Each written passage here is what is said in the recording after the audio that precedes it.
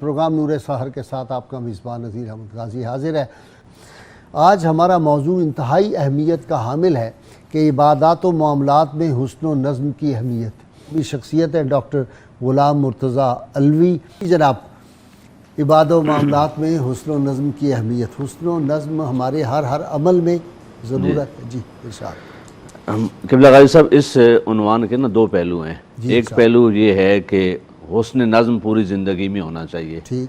ایک پہلو یہ ہے کہ عبادات اور معاملات میں حسن نظم، ٹھیک، یعنی عبادت اور معاملات دونوں میں خوبصورت نظم دکھائی دینا چاہیے۔ ٹھیک۔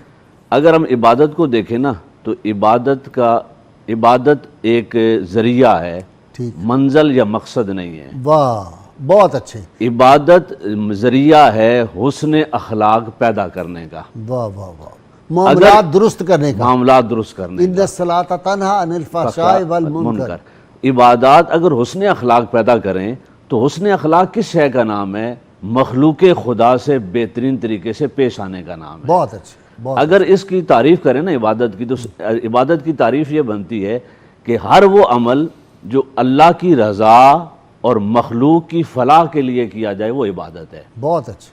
اگر اللہ کی بندگی میں، اللہ کی عبادت میں مخلوق کی فلاح شامل نہ ہو تو اللہ اسے اپنی عبادت بھی شمار نہیں فرماتا۔ ٹھیک۔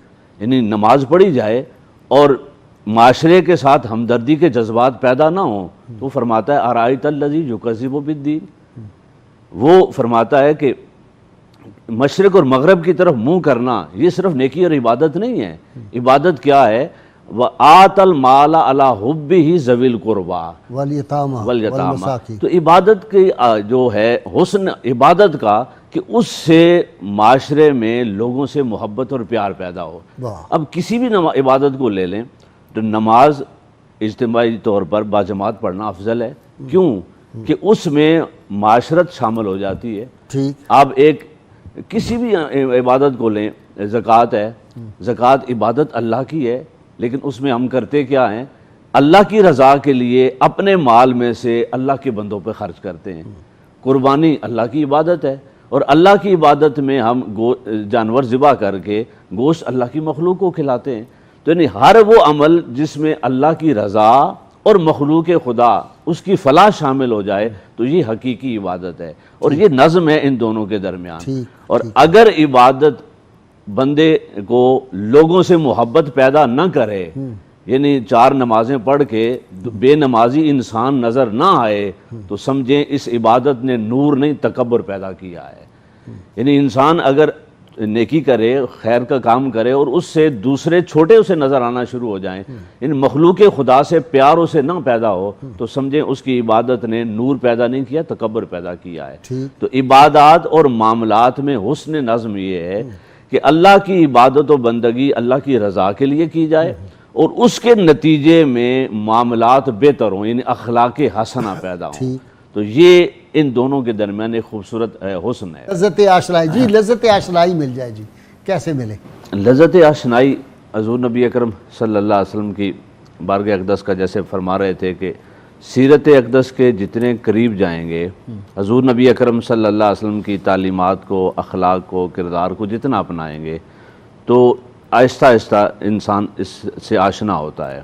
اگر اس کو ایک جملے میں عرض کروں تو انسان زمین پر رہ رہا ہے، طبیعت اس کی فرشی ہے، جسم اس کا فرشی ہے، طبیعت اگر اس کی عرشی بننا شروع ہو جائے، یعنی حضور نبی اکرم صلی اللہ علیہ وسلم کے اخلاق حسنہ کو اپنے اندر ڈالنے کا آغاز کر لے، تو جس قدر وہ حضور نبی اکرم صلی اللہ علیہ وسلم کے اخلاق میں اپنے آپ کو ڈالتا چلا جائے گا، حضور کے اخلاق کا نور اپنے اوپر ڈالتا چلا جائے گا، خود بخود وہ حضور نبی اکرم صلی اللہ علیہ وسلم تشریف لاتے ہیں تو ایک صحابی سے پوچھتے ہیں کہ اے حارث، تو نے صبح کیسے کی؟ تو فرمایا میں نے سچے مومن کی طرح صبح کی۔ آقا نے پوچھا کیا تم جو جملہ کہہ رہے ہو اس کی حقیقت کا اندازہ ہے؟ تو انہوں نے عرض کی یا رسول اللہ صلی اللہ علیہ وسلم، میں نے زمین پہ کھڑے ہو کر عرش کو دیکھ رہا ہوں، ملائکہ کی کلام سن رہا ہوں، جنت و دوزخ کا ملاحظہ کر رہا ہوں۔ تو یعنی انہوں نے اپنے نفس کو دنیا کی لذتوں سے نکالا، اللہ تبارک و تعالیٰ کے لیے خاص کیا، اس کی بات و بندگی اور حضور نبی اکرم صلی اللہ علیہ وسلم کے اخلاق حسنہ۔ تو جو موضوع ہے یہی موضوع اس کا حل ہے، یعنی عبادات اور معاملات میں حسن نظم آ جائے، یعنی عبادت بندہ اللہ کے لیے کرے تو پھر خالص ہو کے کرے، یعنی اس میں ریا نہ ہو۔ حضور داتا صاحب کشف المحجوب میں بڑا خوبصورت فرماتے ہیں تصوف کیا ہے؟ تصوف حسن اخلاق کا نام ہے، اور حسن اخلاق کیا ہے؟ اخلاق مع اللہ اور اخلاق مع العباد۔ اللہ کے ساتھ حسن اخلاق کیا ہے؟ اللہ کے ساتھ حسن اخلاق یہ ہے کہ اس کی عبادت خالصتاً اس کے لیے کی جائے، اس میں ریا وغیرہ کوئی شے شامل نہ ہو، اور مخلوق خدا کی خدمت میں اپنے نفس کو درمیان سے نکال دے، کوئی صلہ، کوئی تمنا، کوئی لالچ اس سے۔ تو جب وہ اللہ کی عبادت اور مخلوق کی خدمت اس کی رضا اور اخلاص سے کرے گا تو پھر باطن کے دروازے کھلتے ہیں، پھر انسان کو مشاہدات ہوتے ہیں، پھر اسے برکت نصیب ہوتی ہے، اللہ کا کرم اترتا ہوا نظر آتا ہے، تو پھر وہ جو لذت آشنائی ہوتی ہے اسے کچھ میسر آتا ہے، کوئی پردے اٹھتے ہیں، تو پھر اس کے عمل میں جو قوت اور طاقت اور مضبوطی آتی ہے وہ اس کے بغیر میسر نہیں آ سکتی۔ تو اللہ کی رضا، مخلوق خدا کی خدمت اور حضور نبی اکرم صلی اللہ علیہ وسلم کے اخلاق حسنہ کو اپنے اندر ڈالنا، یہ وہ ذریعہ ہے کہ اگر آپ لذت آشنائی کی طرف آگے بڑھنا چاہتے ہیں۔ جناب علوی صاحب، آپ کا بہت شکریہ۔